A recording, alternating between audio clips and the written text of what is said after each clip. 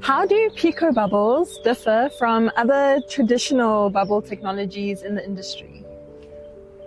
So pico-bubbles, as the size suggests, I mean, that's a very small bubble. You get micro bubbles, then nano, and then pico. Pico is actually invisible. That's how small that bubble is.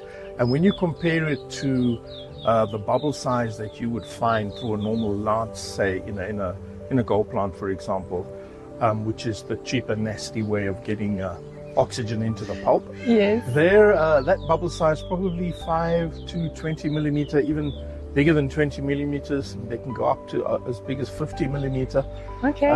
It just depends on how much gas you're trying to get through that lance into the tank.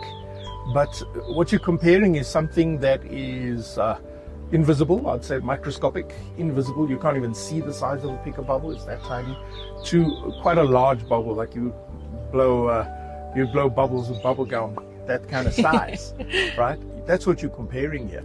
And then you've got to ask yourself, so what's the difference? What's the meaning? What meaning does it have for gold leaching and for the mining industry?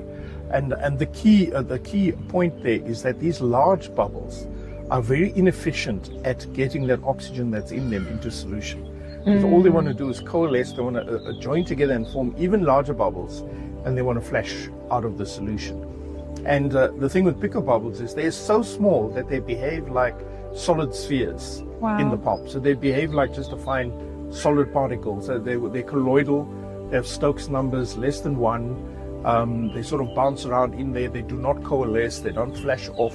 Yeah. And if you give them enough time in the pulp, they will eventually get that oxygen dissolved. And that's what you're looking for.